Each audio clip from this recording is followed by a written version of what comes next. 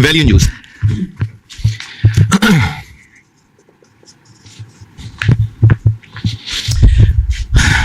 एक transport company है और उसकी बसेस चलती हैं मुख्तलिफ रूट्स पे।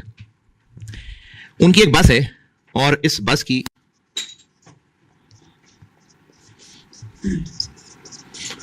एस्टिमेटेड यूजफुल लाइफ थी 10 साल। 3 साल गुजर गए। 3 साल गुजरने के बाद इसकी बुक्स में अभी इस वक्त कैरिंग अमाउंट आ रही है 150 मिलियन।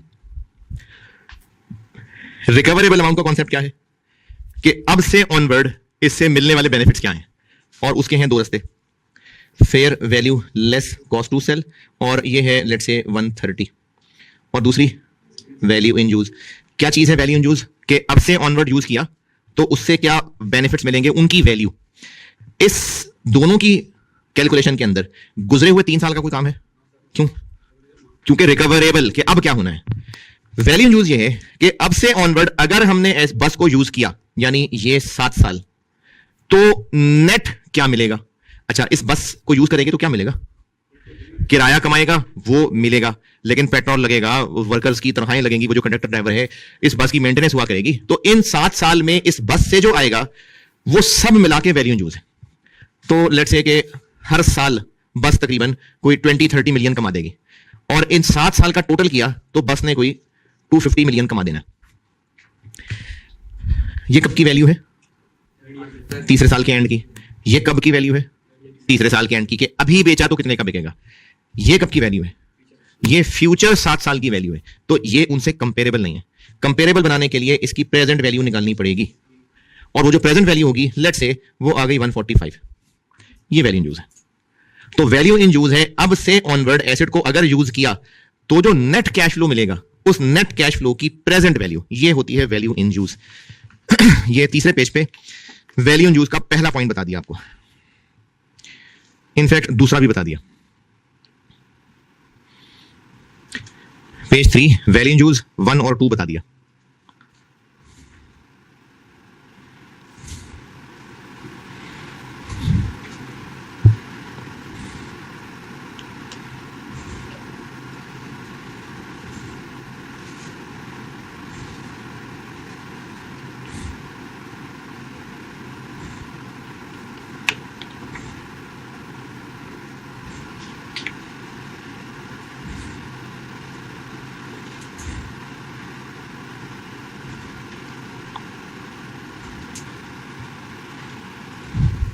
हाँ जी, पॉइंट 1-2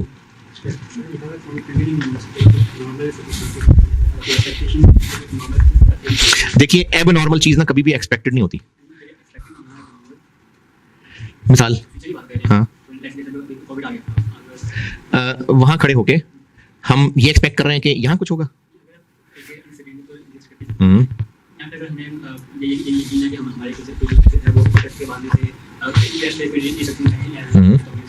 इसका जवाब आगे है रीस्ट्रक्चरिंग वाला, लेकिन मैं ये रिकॉर्डिंग वालों के लिए भी सवाल बना देता हूं।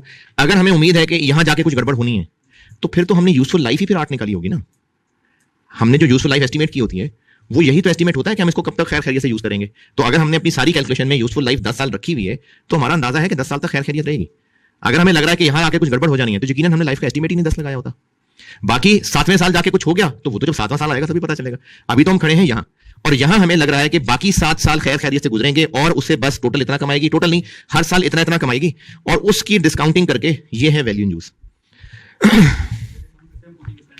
इस पे भी आगे है बात। अभी सिर्फ इतनी बात की है कि कोई ना कोई एप्रोप्रिएट डिस्काउंट रेट होगा।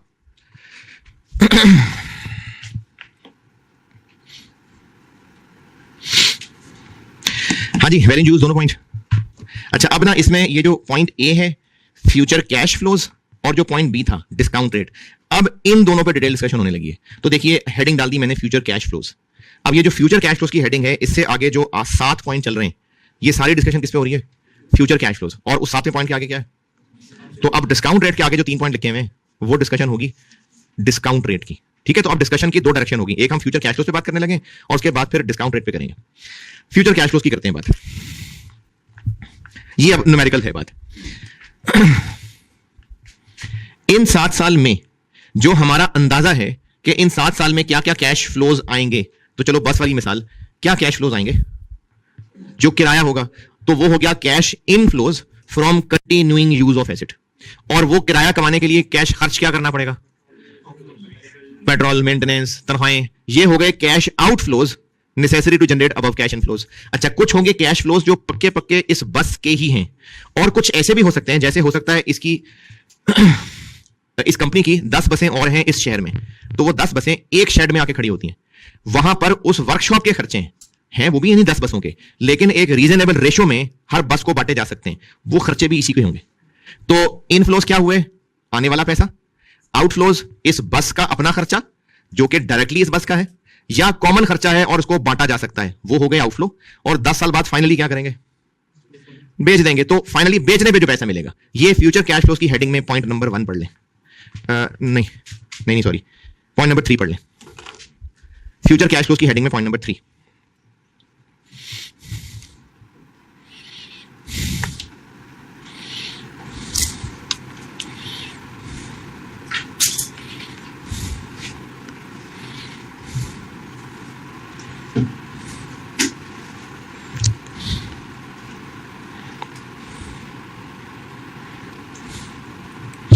हाँ जी, पेज 4 के टॉप पे पॉइंट नंबर 3।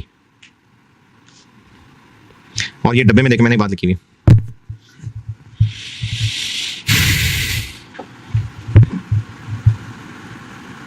हाँ जी, ये 130 जिस रूल से निकाली, fair value less incremental cost to sell, बिल्कुल उसी रूल से निकाली हुई। फ्यूचर 10वें साल के एंड पे बस बिकेगी तो नेट कितना मिलेगा? ये नेट डिस्पोजल प्रोसीड्स है। बस इसमें और इसमें फर्क क्या है? अभी इस वक्त जो बस है वो कितने की बिकेगी नेट? 10 साल बाद इन्फ्लेशन डाल के बची कुची बस, वो नेट कितने की बिकेगी? बस इन दोनों में कॉमन बात यह है कि जिस रूल से ये निकला हुआ है ना, उसी रूल से ये निकलेगा। यानी जो जो कॉस्ट टू सेल यहां पर कंसिडर करनी है, वही कॉस्ट टू सेल वहां पर भी कंसिडर करनी है।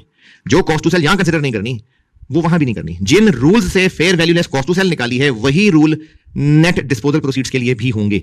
ये डब्बे में लिखा हुआ मैंने है। देखें, एक काम है फ्यूचर कैश फ्लोज एस्टीमेट करना, अभी मैं फ्यूचर कैश फ्लोज की बात कर रहा हूं। डिस्काउंटिंग तो एंड पे करनी ही है।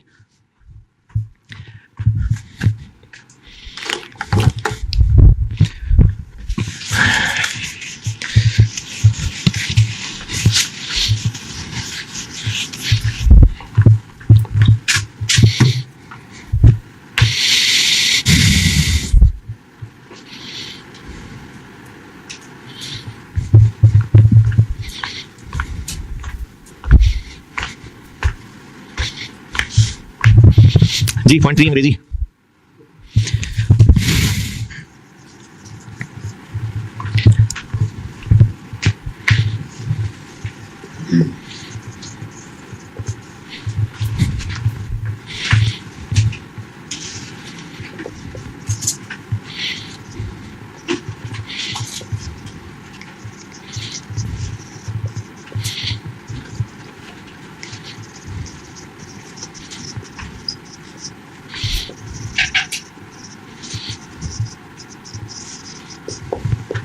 एक एसेट है 31 दिसंबर 23 में उसकी इंपेयरमेंट टेस्टिंग कर रहे हैं, कैरिंग अमाउंट 340 है, फेयर वैल्यू 320 है, कॉस्ट टू सेल 12 है, और हम अंदाजा लगा रहे हैं कि जो उसकी बाकी जिंदगी 4 साल रह गई है उसमें कैश फ्लोज ये कितने कितने कमा के देगा। इसको यूज करेंगे तो इनफ्लोज इतने आएंगे, आउटफ्लोज इतने होंगे, और एंड पे नेट इतने का बिक जाएगा।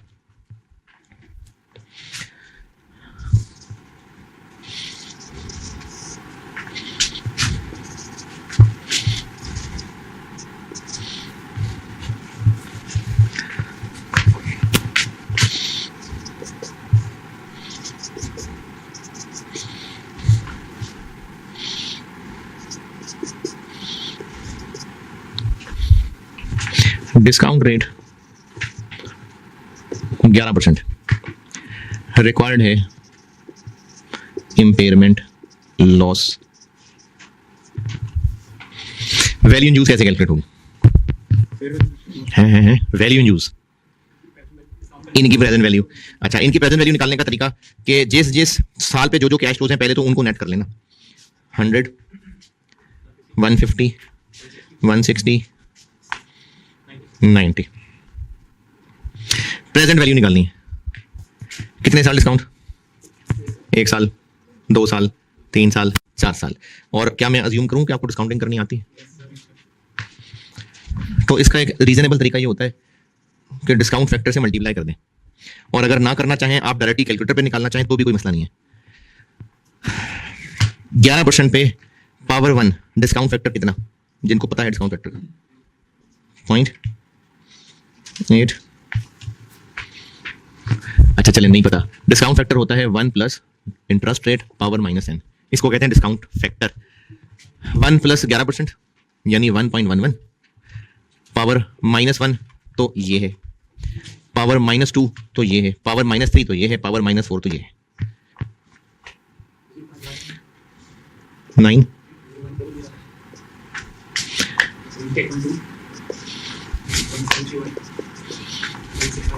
6 5 9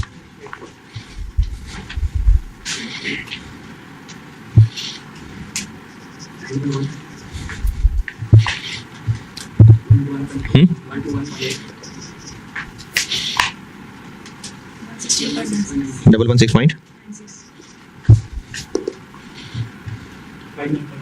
59 पॉइंट। और वैल्यू न्यूज क्या होगी? इनका सम, तो इनका सम आ गया 388.1। तो रिकवरेबल अमाउंट कितनी हुई? 308 388, और कैरी का अमाउंट है 340, तो इम्पेयरमेंट नहीं है।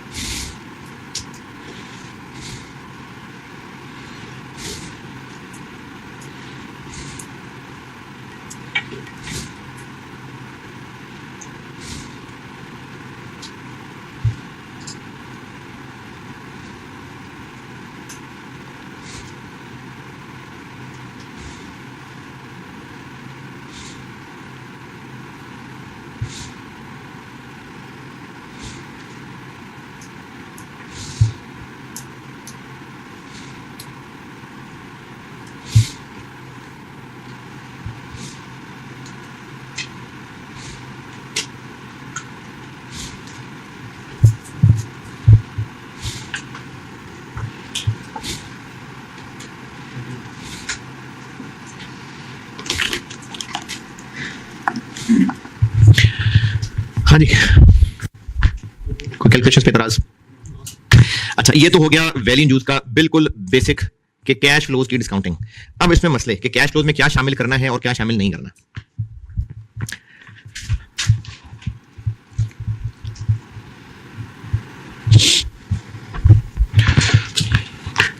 अच्छा, आप इनको नोट करेंगे भी ना, तो साथ साथ ये भी लिखते जाइएगा कि मैंने कौन सा पॉइंट की मिसाल दी है। तो ये मैंने आपको भी 0.3 की मिसाल दी है,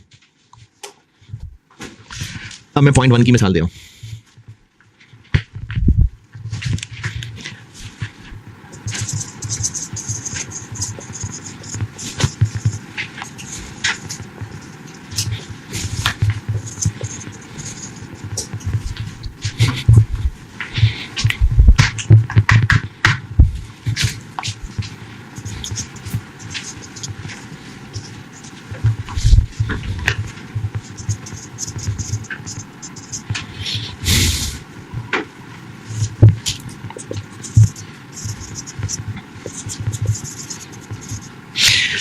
हम एसेट की रिमेनिंग लाइफ पे फ्यूचर कैश फ्लो एस्टीमेट कर रहे थे, और मुल्क के हालात हैं अजीब से, और उन अजीब से हालात में हमें लग रहा है कि अगर तो जैसे चल रहा है वैसे ही चलता रहा तो ये कैश फ्लोज होंगे, और अगर ये नहीं वो हो गया तो ये कैश फ्लोज, अगर वो नहीं वो हो गया तो ये कैश फ्लोज होंगे। तो इसके 3 सिनेरियोज बना लिए। अगर तो मुल्क की हालात हुए पुअर, जिसके चांस हैं 0.5, तो फिर इस एसेट से नेट कैश फ्लोज होंगे 20 नेगेटिव, 15 पॉजिटिव, 10 पॉजिटिव। लेकिन अगर मुल्की हालात हुए एवरेज, जिसके चांसेस हैं 0.3, यानी 30% चांसेस हैं, तो फिर ये एसेट हमें नेट कैश फ्लोज कमा देगा 10, 35, 40। और अगर मुल्की हालात हो गए अच्छे, जिसके 20% चांसेस हैं, तो फिर ये asset net cash flow generate कर देगा 70, 100, 130। अब हम वैल्यू इन यूज निकालने के लिए कौन से वाले कैश फ्लोज यूज करें? तीनों का वेटेड एवरेज। और तीनों के वेटेड एवरेज का तरीका यह है, 0.5 चांस है कि ईयर 1 में इतना आएगा, 0.3 चांस है कि इतना आएगा, 0.2 चांस है कि इतना आएगा, 0.5 इंटू 20, 0.3 इंटू 10, 0.2 इंटू 70 और इनका सम, जिसको कहते हैं summation P x.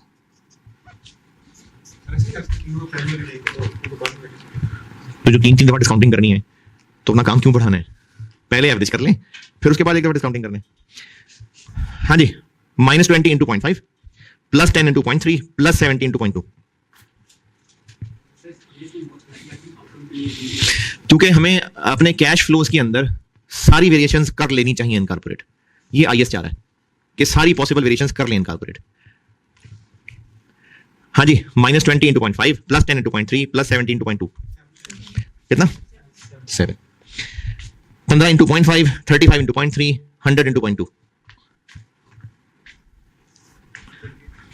38, 10 into 0.5, 40 into 0.3, 130 into 0.2 43।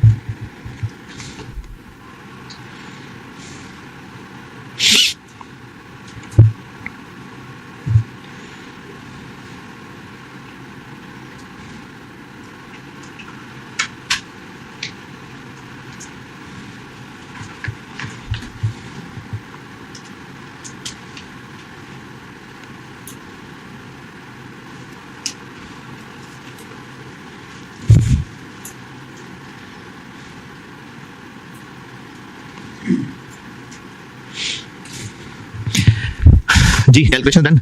ये मैंने आपको पॉइंट नंबर 1 बताया है, पॉइंट 1 पढ़ लें, फ्यूचर कैश फ्लोज का पॉइंट 1।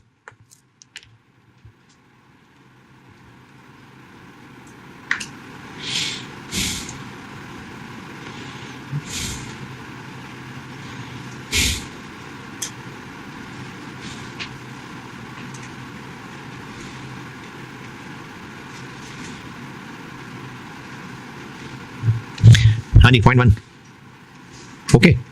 अच्छा जी, अब आपको मैं समझाता हूं पॉइंट 2। अगर इसकी रिमेनिंग लाइफ 10 साल होती तो हमें फिर 10 साल के कैश फ्लोज एस्टिमेट करने पड़ते। तो इतने सालों के एस्टिमेट लगाने की बजाय एक तरीका ये भी हो सकता है, और आपको अगर न्यूमेरिकल सवाल टेस्ट हुआ तो न्यूमेरिकली ये टेस्ट हो सकता है कि जितने को साल के एस्टिमेट लग रहे हैं लगा लें, उसके बाद एक परसेंटेज ले लें। जैसे अगर इस मिसाल में रिमेनिंग लाइफ होती 10 साल, तो मैनेजमेंट की मर्जी, वो ये कह सकती है कि हमने जो एस्टीमेट करना था इंडिविजुअली वो तो कर लिया, अब हमें लगता है कि ईयर 4 ऑनवर्ड्स हर साल 10-10% बढ़ते जाएंगे, तो क्या करें, इसको 10-10% बढ़ाते जाएंगे। हो सकता है मैनेजमेंट को लगे कि 2-2% कम होते जाएंगे तो कम करते जाएं। हो सकता है मैनेजमेंट को लगे कि ईयर 5 में 10% बढ़ेगा, फिर 7% बढ़ेगा, फिर 4% बढ़ेगा।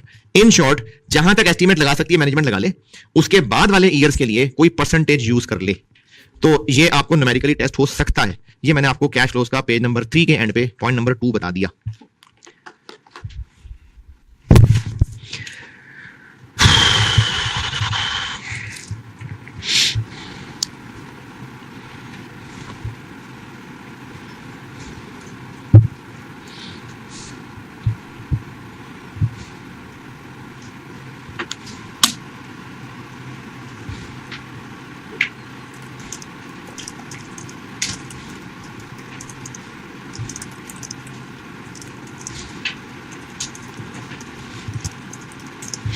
हाँ जी, पॉइंट 2। अच्छा जी, पेज 4 पे पॉइंट नंबर 4 समझाता हूं।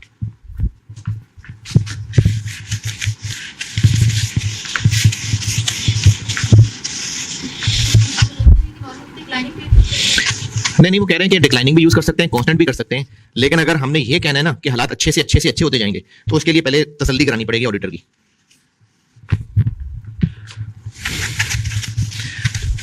पॉइंट 4 समझाने लगा।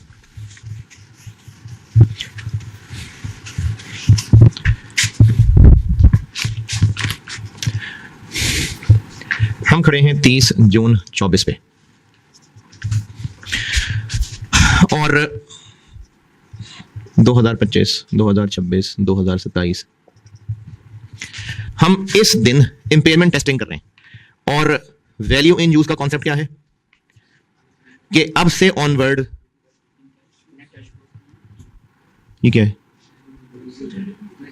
अगर यूज किया तो अब से ऑनवर्ड अगर यूज किया तो क्या वर्थ होगी, अब से ऑनवर्ड यूज किया तो हमने 2024 में इस प्लांट से गुड्स बना ली थी, बेच दी थी, अभी इस वक्त उन गुड्स को पैसा रिसीवेबल था। ये पैसा कब मिलेगा? 2025 में। तो जब हम इस प्लांट की वैल्यू यूज निकाल रहे होंगे 2025 के कैश फ्लोज, 26 के, 27 के, 28 के, 29 के, तो 25 के कैश फ्लोज में ये 15 मिलियन भी होना चाहिए।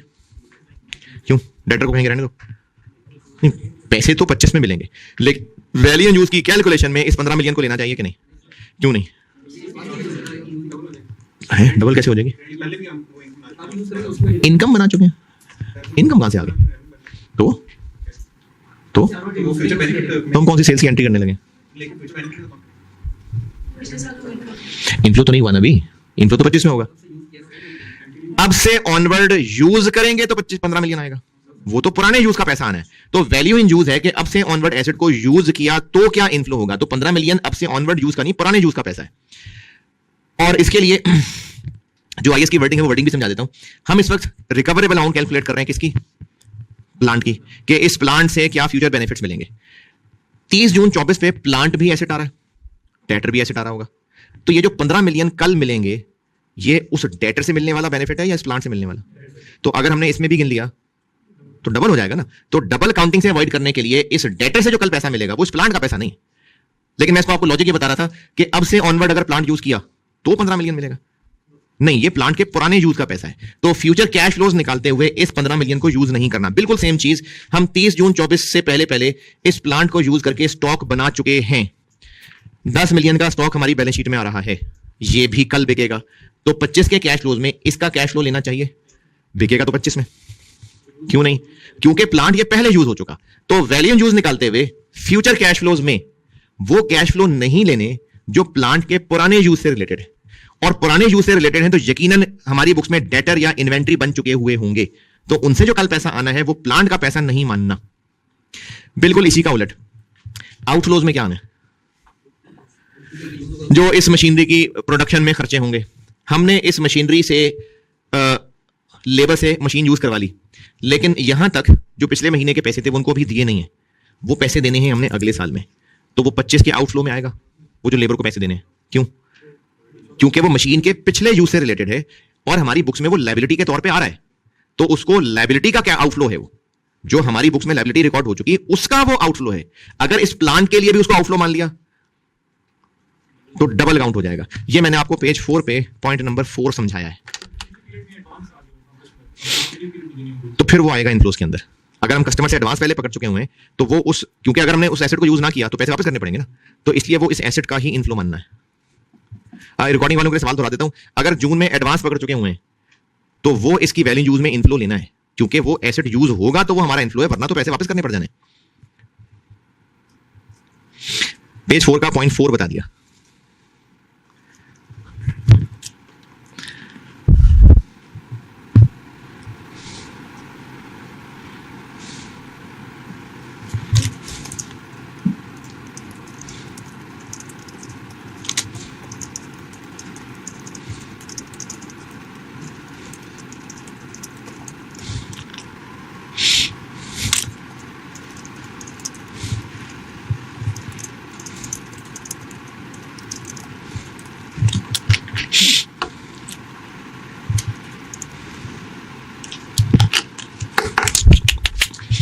हाँ जी, पॉइंट 4।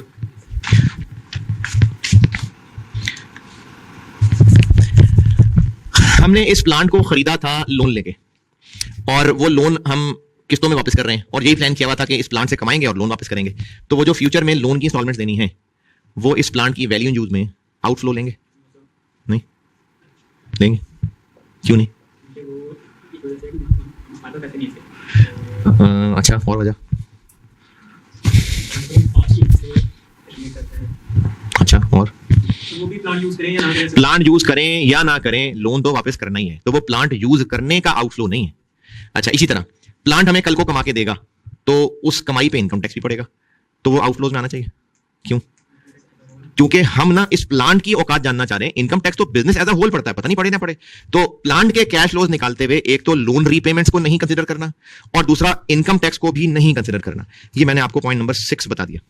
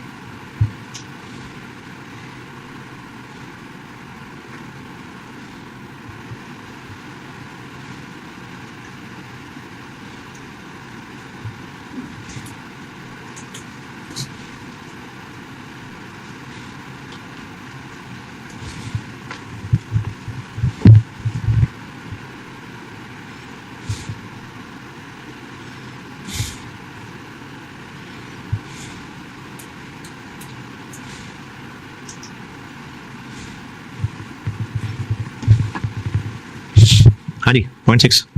अच्छा, एक चीज मैं आपको ना सीजीयू के सवालों में मैंने एक सवाल बनाया हुआ है, अभी बस जबानी सुन लें। अगर हमने जो प्लांट जिसकी वैल्यू यूज निकाल रहे हैं, इस से मिलने वाले फ्यूचर कैश इनफ्लोज डॉलर्स में आते हैं, हम सब एक्सपोर्ट करते हैं, तो वो कैश फ्लोज डॉलर में हैं, तो आउटफ्लोज रुपीज में हैं, तो वैल्यू यूज कैसे निकालें? कन्वर्ट करना पड़ेगा ना, तो हर साल का तो एक्सचेंज रेट डिफरेंट होगा। पॉइंट 7 पढ़ लें। पहले हम करेंगे उसकी डिस्काउंटिंग, फिर रुपीज में लाएंगे।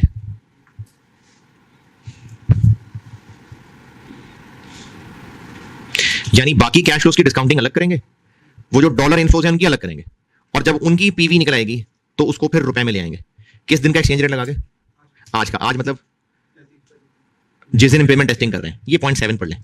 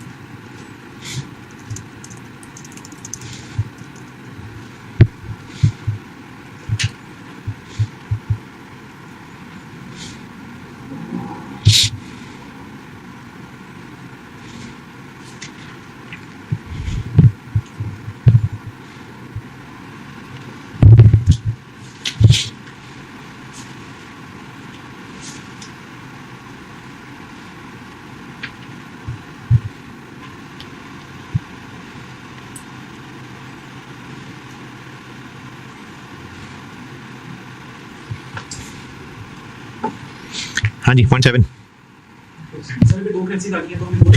हाँ जी, अगर हम दो मुल्कों में एक्सपोर्ट करते हैं तो दो करेंसीज हो गई, दोनों करेंसीज की अपनी अपनी डिस्काउंटिंग कर लेंगे। प्रेजेंट वैल्यू डॉलर आ गई, प्रेजेंट वैल्यू स्टर्लिंग आ गई, उन दोनों पे अपना अपना एक्सचेंज रेट लगा के रुपए में ले आएंगे। लेट्स से एक्सपोर्ट एक ही कंट्री को कर रहे हैं, इनफ्लोज हमारे डॉलर में आ रहे हैं और जो एक्सपेंसेस हैं वो पाक रुपीस में आ रहे हैं, तो उसमें भी इनफ्लो और आउटफ्लो की डिस्काउंटिंग फिर रहता है। हाँ, ये तो मैंने कहा था। अगर हम एक्सपोर्ट कर रहे हैं लेकिन खर्चे सारे लोकल हैं, तो आउटफ्लोज की डिस्काउंटिंग अलग, इनफ्लोज की डिस्काउंटिंग अलग। इनफ्लोज की डिस्काउंटिंग की प्रेजेंट वैल्यू डॉलर आ गई, उसको रुपए बनाएंगे, और जो आउटफ्लोज की पीवी थी उससे फिर नेट करेंगे। इसका सवाल मैंने आगे ना वो सीजीयू के सवाल में एक बनाया हुआ है, तो वो वहां आ जाएगा।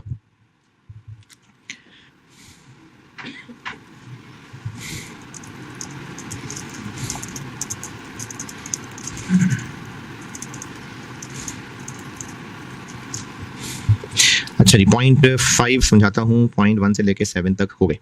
पॉइंट 5 समझाता हूं, उससे पहले ना जरा ये 2-3 हल्के हल्के पॉइंट गुजार लें। आपने पेपर सॉल्व कर दिया और पेपर सॉल्व करने के बाद अपने मार्क्स लगाए, तो करते ही है ना। अब आप जो करके आए हैं उस पर कॉन्फिडेंट हैं, तो आप जरा कॉन्फिडेंस के साथ मार्क्स लगाएंगे। और अगर जो करके आए हैं पता नहीं क्या करके आए हैं, तो मार्क्स कैसे लगाएंगे? या रिजल्ट का इंतजार करेंगे? हैं, जरा खींच खींच के लगाएंगे ना। यानी जो बनते हैं उसको और खींच लेंगे। यानी अगर अनसर्टेनिटी ज्यादा है तो आप अपनी एक्सपेक्टेशन की डिस्काउंटिंग ज्यादा कर लेंगे, थोड़ी करेंगे। आपको लगता है कि पेपर आप करके तो आए हैं 65 नंबर का, खींच के वो 51 आएंगे, तो जितनी ज्यादा अनसर्टेनिटी है उतना ही खींच के कम करेंगे ना। तो जो हमने कैश फ्लोज एस्टिमेट कर लिए, अगर हमें पक्का पता है कि इतना इतना मिलेगा, और पक्का कैसे पता हो सकता है हम ये आगे किराए पे देते हो, तो उसमें ज्यादा रिलायबल है ये कैश फ्लोज निकालना। लेकिन अगर अनसर्टेन मार्केट है, डिमांड कभी होती है कभी नहीं होती है, तो ये जितने भी एस्टिमेट्स हैं ये ज्यादा रिलायबल है कि कम रिलायबल है? कम रिलायबल है। तो प्रेजेंट वैल्यू निकालने के लिए जो डिस्काउंट रेट होगा उसमें दो शक्तियां होनी चाहिए, दो ताकतें होनी चाहिए। एक, जो डिस्काउंटिंग का मकसद है, क्या मकसद है? फ्यूचर वैल्यू को डिस्काउंट करना। क्यों? क्योंकि आज का 100 रुपए कल के 100 रुपए के बराबर नहीं है, इसको कहते हैं टाइम वैल्यू ऑफ मनी। एक ये मकसद होना चाहिए। और अगर कैश फ्लोज में पक्का अंदाजा है तो डिस्काउंट रेट थोड़ा भी चलेगा, लेकिन अगर बड़े ही अनसर्टन किस्म के अंदाजे हैं तो डिस्काउंट रेट बड़ा रखना चाहिए या छोटा ही चल जाएगा? बड़ा। तो डिस्काउंट रेट निकालने के लिए बिजनेस को दो चीजें सोचनी पड़ेंगी। एक तो वो टाइम वैल्यू ऑफ मनी के लिए मुनासिब हो, जिस तरतीब से मुल्क के हालात बदल रहे हैं, और एसेट के अंदर जितना रिस्क है, रिस्क मतलब अनसर्टेनिटी, हमारे एस्टिमेट्स में जितनी अनसर्टेनिटी है, जितनी ज्यादा अनसर्टेनिटी है डिस्काउंट रेट उतना ज्यादा होगा। ये डिस्काउंट रेट के अंदर लिखा हुआ पॉइंट नंबर 1 बताया है मैंने। कैश फ्लो का पॉइंट 5 समझाना है, उससे पहले मैंने कहा बाकी चीजें समेट लूं। डिस्काउंट रेट में लिखा हुआ पेज 4 के एंड पे डिस्काउंट रेट की हेडिंग में पॉइंट 1 समझा दिया। इसमें एग्जाम लेवल के लिए पक्की याद रखने वाली बात यह है कि ये प्री टैक्स रेट होना चाहिए। प्री टैक्स रेट क्या होता है, पोस्ट टैक्स रेट क्या होता है, इसका ज्यादा काम तो आपको बीएफडी में समझ आएगा, या अगर नए बच्चों में से हैं तो एमएफए पढ़ाओ शायद। अभी इतना ही काफी है कि टैक्स रेट का कुछ नहीं किया हुआ तो प्री टैक्स रेट, अगर उसमें से टैक्स रेट नेट कर लिया होता तो उसको पोस्ट टैक्स रेट कहते हैं। तो ये प्री टैक्स रेट होता है जिसमें time value of money covered हो और रिस्क का मतलब है अनसर्टेनिटी, कितने हवाई अंदाजे हैं। जितने ज्यादा हवाई अंदाजे होंगे डिस्काउंट रेट उतना ही बड़ा होना चाहिए। ये पॉइंट 1 का मतलब है।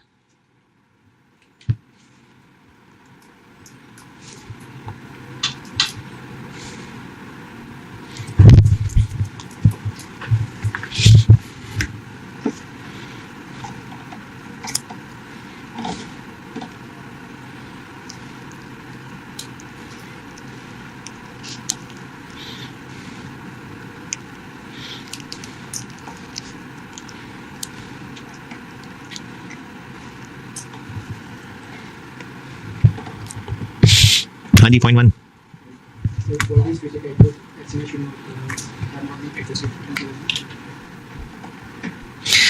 हमने कैश फ्लोज के अंदाजे लगा लिए।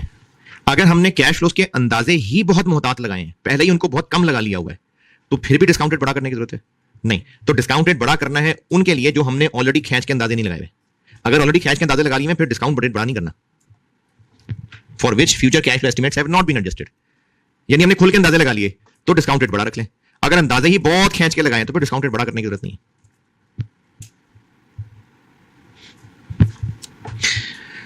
हाँ जी, पॉइंट 1। अच्छा, पॉइंट 3 पढ़ लें। ये भी रिपोर्टिंग में तो नहीं होनी चाहिए ये चीज, ये भी बीएफडी लेवल की चीज है कि हर साल के अलग अलग डिस्काउंट रेट्स भी हो सकते हैं। ये आईएएस बस कह रहा है कि हो सकते हैं। पॉइंट 3 पेज 5 के टॉप पे।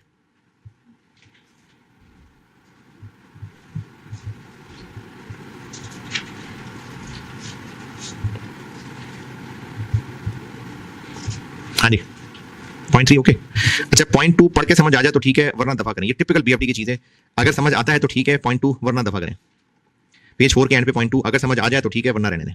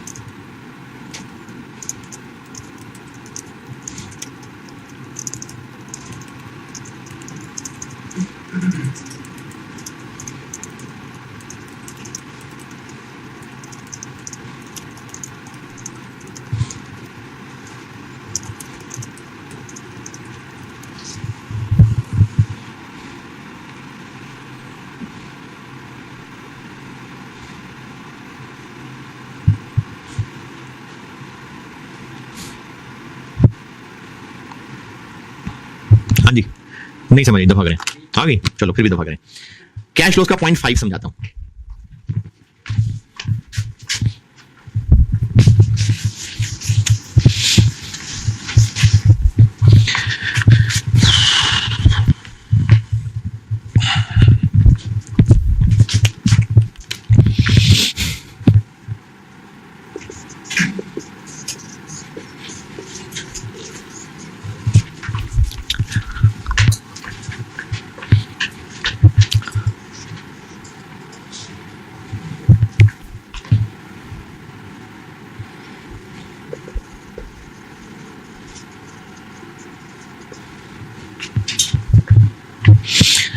हम खड़े हैं यहां, एसिड की जिंदगी के 4 साल गुजर गए और हमारा अंदाजा है कि एसिड को टोटल 7 साल यूज करना है। वैल्यू यूज निकाल रहे हैं तो रिमेनिंग 3 साल के फ्यूचर कैश फ्लोज लेने हैं।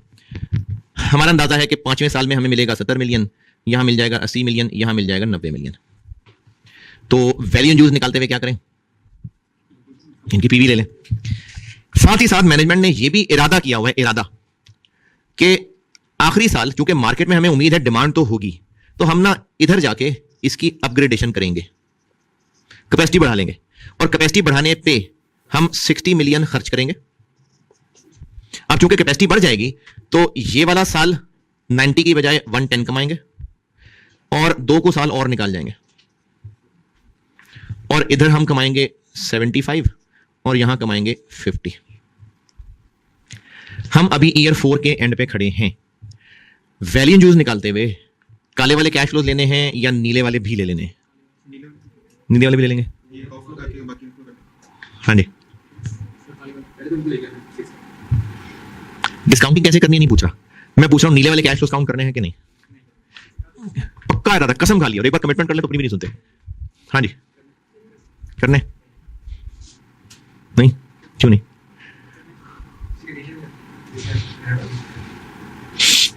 हाँ भाई, अवॉइडेबल है, अवॉइडेबल है?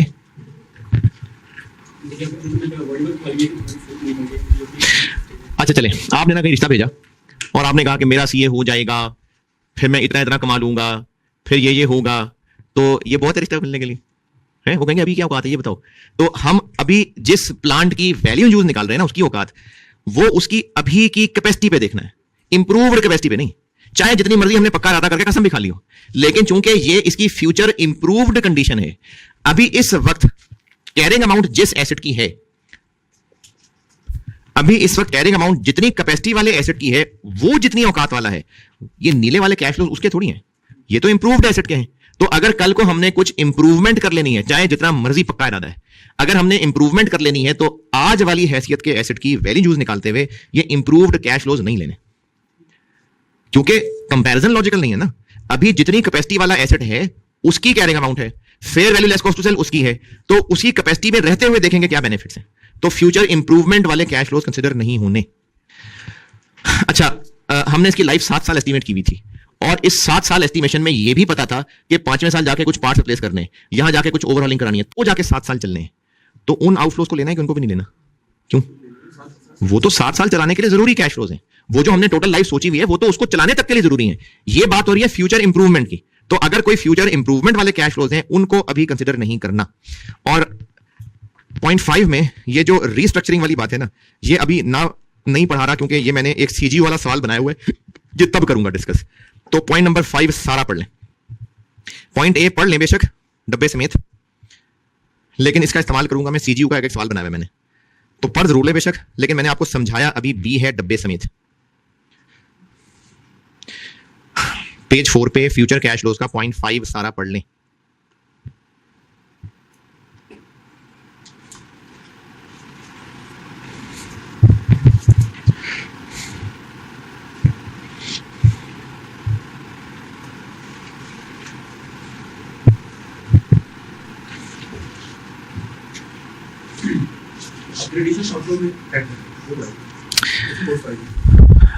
अगर इसके आउटफ्लो को शामिल करना है तो उन बेचारों का क्या कसूर?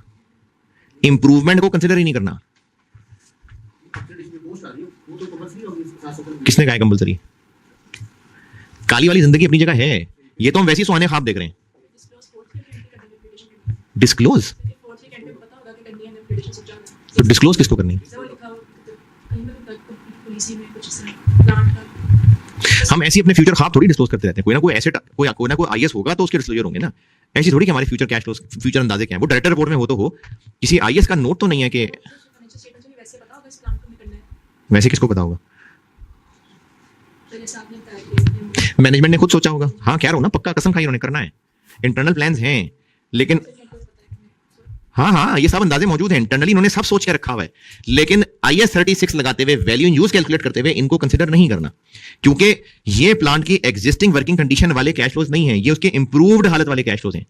तो अभी प्लांट इंप्रूव्ड थोड़ी है, तो इसलिए कैश फ्लोज निकालते हुए इनको काउंट नहीं करना।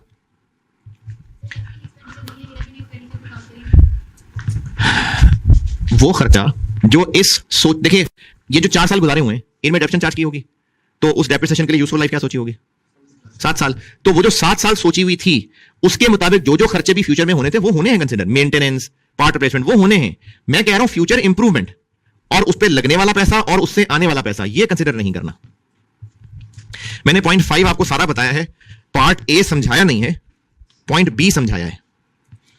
और डब्बे के अंदर सेकंड बुलेट पॉइंट ये कहना चाह रहा है कि अगर अभी प्लांट अंडर कंस्ट्रक्शन है तो वो भी तो एसेट ही है कि वो एसेट ही नहीं है। प्लांट अंडर कंस्ट्रक्शन है, ईयर एंड आ गया है, तो एसेट ही है ना। IAS 16 है, उस पर भी IAS 36 लगेगा। तो जब उस पर IAS 36 लगेगा तो उसके फ्यूचर कैश फ्लो सोचते सोचते उसको कंप्लीट करने का जो खर्चा है वो कंसिडर होना है कि वो भी नहीं होना। तो ये सेकंड बुलेट पॉइंट डब्बे में लिखा हुआ है।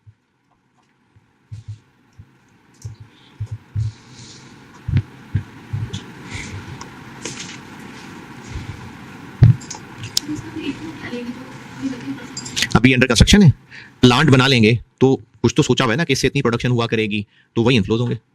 लेकिन अगर हम उन इन्फ्लोज को ले रहे होंगे तो उसकी कंप्लीशन तक का खर्चा फिर वो आउटफ्लो लेना पड़ेगा। इसको हम फ्यूचर इंप्रूवमेंट नहीं कहेंगे, क्योंकि कैपिटल वर्क इन प्रोग्रेस तो अभी अपनी जिंदगी अंडर कंस्ट्रक्शन है, उसको पूरा करेगा तो इन्फ्लो कमाना शुरू करेगा, इसलिए पूरा करने का जो खर्चा होगा वो लेना है आउटफ्लो।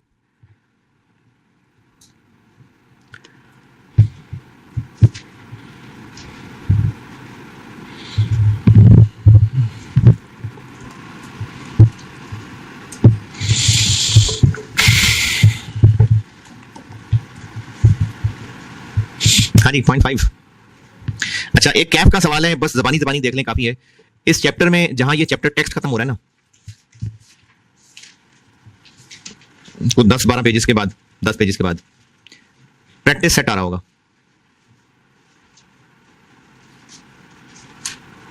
पहुंचे? इसका पहला सवाल पढ़ लें और ऐसी बस जबानी जबानी देख लें, बहुत है। सवाल पढ़ लें और ये जब प्रैक्टिस क्वेश्चन खत्म हो जाएंगे तो आगे इनके सोल्यूशन है, तो सोल्यूशन भी देख लें। अच्छा, मैं C5 में प्रैक्टिस ऐसे नहीं कराऊंगा, ये तो कैफ का एक सवाल जस्ट रिवीजन के लिए डाला है, तो उसका सवाल भी देख लें और सोल्यूशन भी देख लें। कैलकुलेट कर लें तो ज्यादा अच्छी बात है, लेकिन अगर सुस्ती के मारे हैं तो बेशक सोल्यूशन देख लें। अफजल तो ये है कि कैलकुलेट कर लें।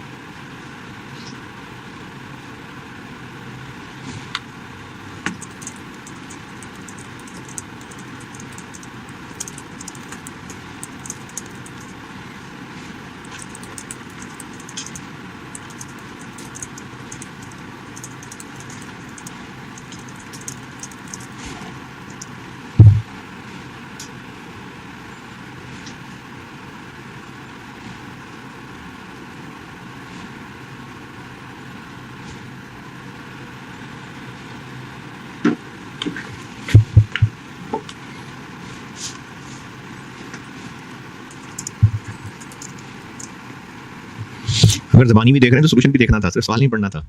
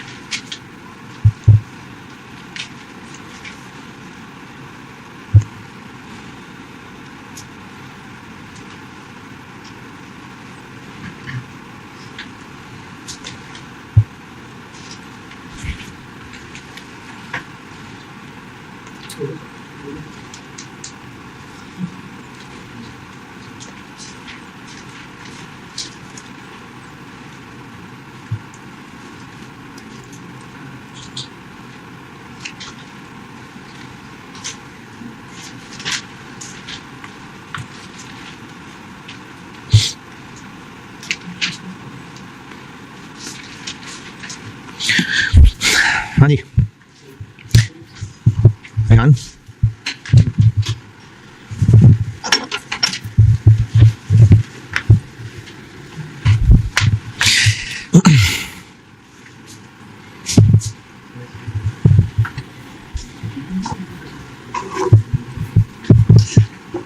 अच्छा ये ना, ये मैं सामने खोल रहा हूँ स्क्रीन पे, ये बच्चों को सवाल आया हुआ है FAR 1 के, तो अच्छा है, ये एक मुनासिब प्रैक्टिस हो जाएगी। ये मैं सामने स्क्रीन पे खोलता हूँ, ये सवाल आप कर दें सॉल्व।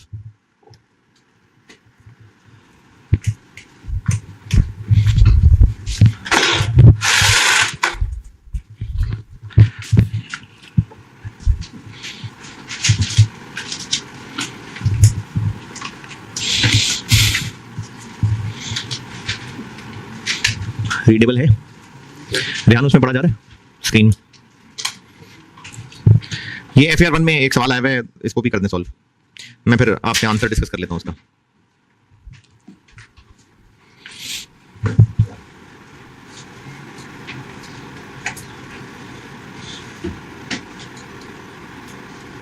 चलेंगे, पूरा ही आ गया तकरीबन, बस ये लिखा हुआ है द परचेजर, बस बाकी ये सारा है।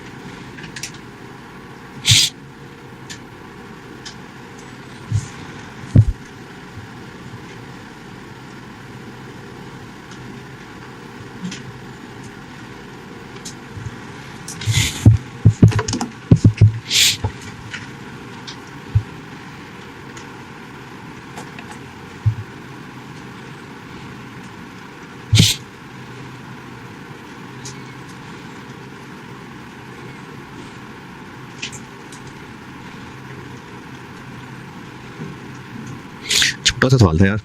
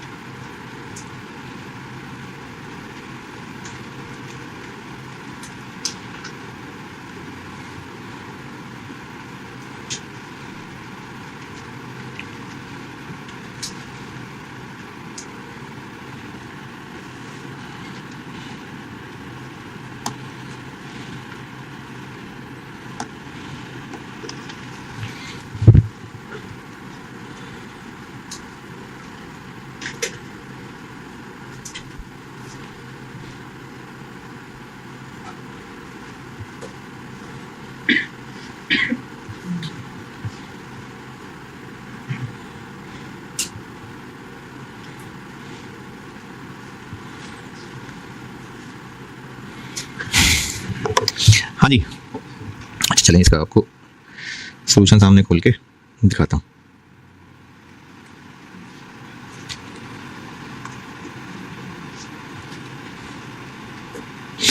चलिए, 200 मिलियन हम खड़े हैं 31 दिसंबर 20 पे, कैरिंग अमाउंट है 400 मिलियन, रिमेनिंग लाइफ रहेगी 4 साल। अब हम 20 के एंड पे खड़े हैं तो फ्यूचर क्या हुआ, 21, 22, 23, 24।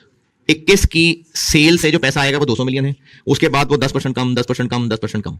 21 में जो आउटफ्लो होंगे 80 मिलियन, उसके बाद वो 5% बढ़ता जाएगा, तो ये हो गया 200 कम कम कम कम और 80 बढ़ता जा रहा है। और उसके बाद चौथे साल के एंड पे जाके इस प्लांट को बेच देंगे, ये कैश फ्लोज हो गए। इसका क्या करना, ये तो कैश नहीं है, इसका क्या करना है, क्यों, इनकम टैक्स अभी कुछ नहीं करना। और इनमें से कौन सा डिस्काउंट रेट लेना है, प्री टैक्स। तो इससे निकलेगी वैल्यू इन यूज। और ये लिखा हुआ है कि अभी इस वक्त हम BCL हैं, हमें किसी ने ऑफर लगाई है कि वो हमारा प्लांट इतने में खरीदने को तैयार है। हाँ, इससे बेहतर वाला उतने में मिलता है, लेकिन हमारा प्लांट को इतने में खरीदने को तैयार है, तो ये क्या है, fair value less cost to sell. Okay,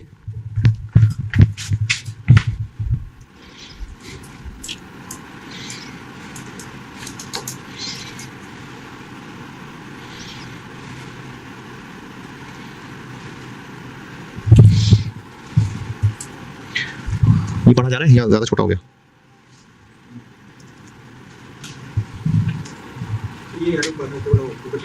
क्या क्या करूं,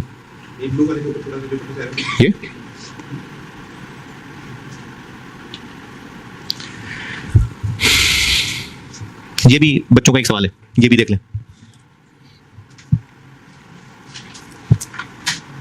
अरे सॉरी, ये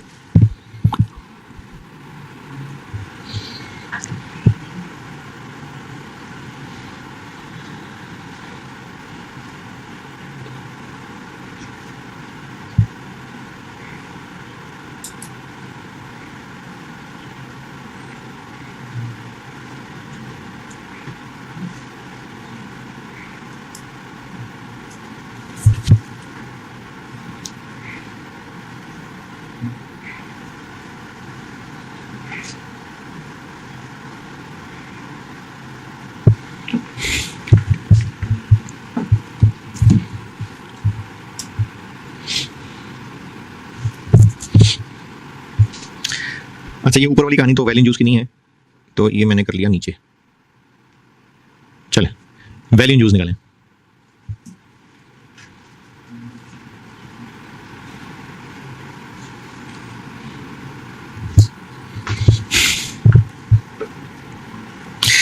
बेशक कैलकुलेट ना करें, जबानी सोच लें, क्योंकि वो रिड्यूसिंग बैलेंस मेथड की कैलकुलेशन करनी पड़ेगी, जबानी सोच लें।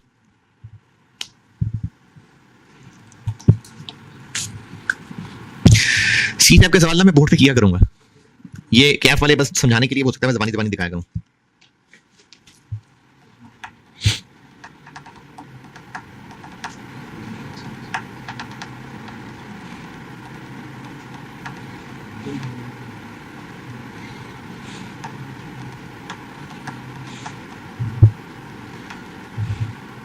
हाँ जी, जबानी सोच लें, बस करता हूं डिस्कस।